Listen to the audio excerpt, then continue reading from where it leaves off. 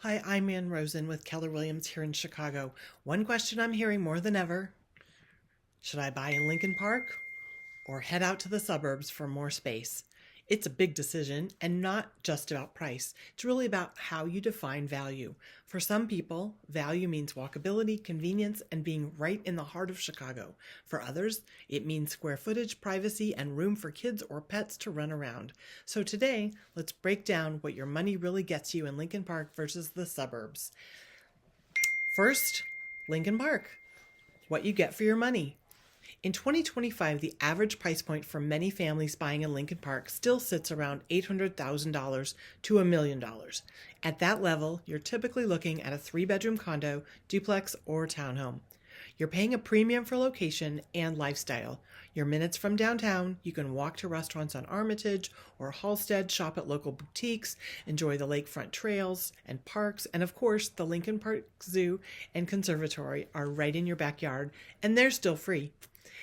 But here's the trade-off. You may sacrifice square footage, yard space, and parking. Outdoor areas are often smaller or shared, and you're living with the energy and density of the city.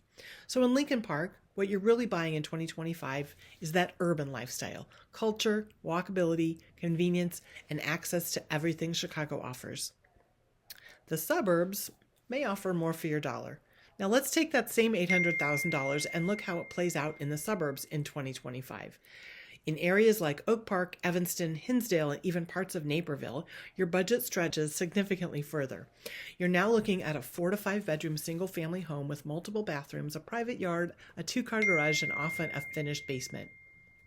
For families, that extra space is hard to ignore. Room for kids to play, space for a home office, privacy, and quieter streets. The schools are a major driver. Suburbs like Hinsdale, Winnetka, and Naperville continue to rank among the top school districts in the state, which adds to long-term value.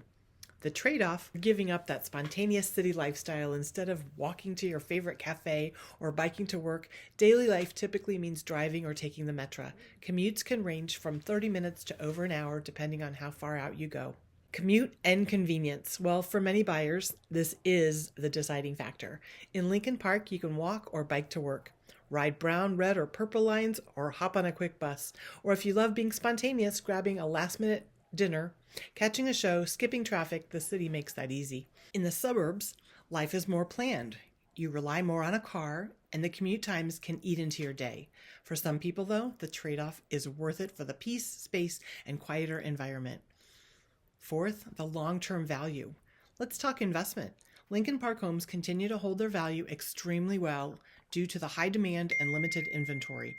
Even with shifting markets, urban cores like Lincoln Park tend to stay resilient because desirable locations never go out of style. Suburbs also appreciate, but more selectively. Values can vary based on the school district, proximity to train lines, walkability, and local amenities. A home in Hinsdale or Evanston will generally appreciate more steadily than one in a remote suburb with long commutes. So long-term, Lincoln Park often offers consistent appreciation. Suburbs can offer strong returns too, especially in high-demand districts, but the results are more variable.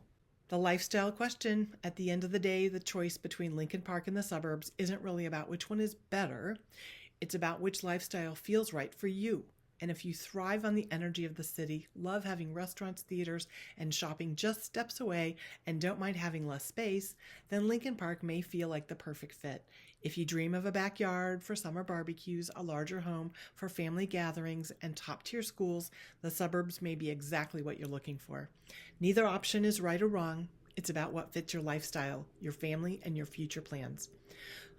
So where's the better value, Lincoln Park or the suburbs? In 2025, the answer really depends on how you define value. Lifestyle, location, or square footage. Both options can be great investments if they align with your priorities. I'm Ann Rosen with Keller Williams in Chicago, and if you're debating the city versus the suburbs this year, I'd love to help you explore both, from vibrant Lincoln Park living to spacious suburban homes, so you can find the right fit for your family and your future.